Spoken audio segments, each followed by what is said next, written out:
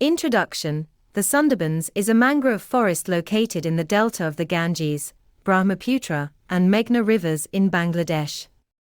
It is the largest mangrove forest in the world and is home to a variety of flora and fauna, including the Bengal tiger and the estuarine crocodile.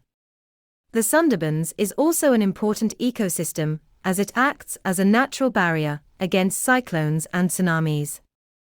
The forest is a range which could have devastating effects on both the ecosystem and the people who depend on it for their livelihoods.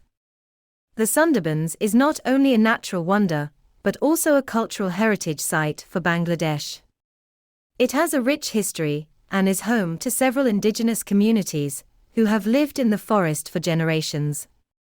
These communities have a deep connection to the forest and rely on it for their livelihoods, through fishing, honey collection, and other activities. However, the increasing human population and economic activities in the surrounding areas have put immense pressure on the forest, leading to the loss of biodiversity and degradation of the ecosystem. Efforts are being made to conserve the Sundarbans through various initiatives, including sustainable tourism, community-based conservation, and awareness campaigns. The Sundarbans is a unique and valuable asset for Bangladesh and the world, and it is crucial that we work together to protect it for future generations. Description. The Sundarbans covers an area of approximately 10,000 square kilometers, with about 60% of the forest located in Bangladesh, and the remainder in India. The Bangladeshi portion of the forest is divided into 3 wildlife sanctuaries, namely the Sundarbans East Wildlife Sanctuary, Sundarbans West Wildlife Sanctuary, and Sundarbans South Wildlife Sanctuary. The forest is also home to the Sundarbans Reserve Forest, which is a protected area designated by the Bangladeshi government.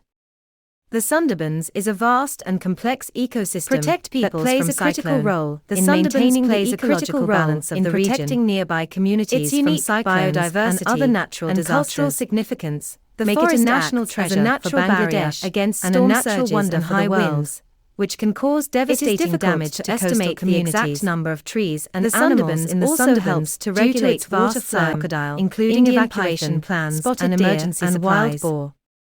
The Sundarbans is a unique and valuable ecosystem that making it an important natural heritage site for Bangladesh and the world.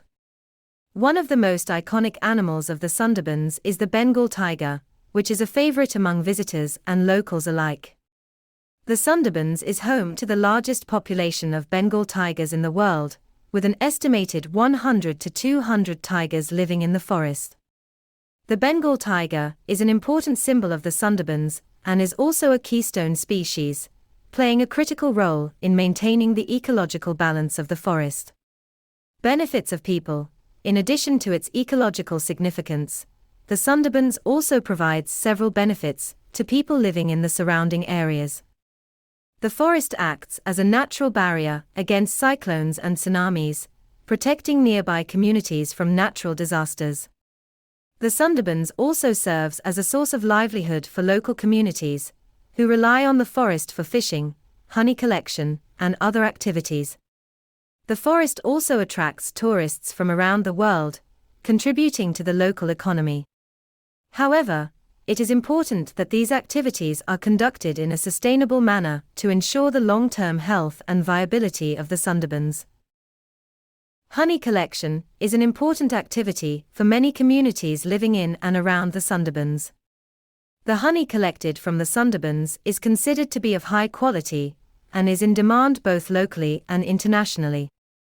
However, collecting honey from the Sundarbans is a risky and challenging task, as it involves navigating through the dense mangrove forest and dealing with aggressive bees. Honey collectors in the Sundarbans use traditional methods to collect honey. They typically use small boats to travel through the narrow creeks and canals of the forest, looking for beehives. Once they locate a hive, they use smoke to calm the bees and then carefully remove the honeycomb, being careful not to harm the bees or damage the hive. The honeycomb is then taken back to the village, where the honey is extracted using traditional methods. Honey collection is an important source of income for many people living in the Sundarbans, but it is also a dangerous activity that can result in injury or death. To address this issue, several initiatives have been launched. To promote safer and more sustainable honey collection practices, including providing training and equipment to honey collectors, and promoting community-based conservation efforts.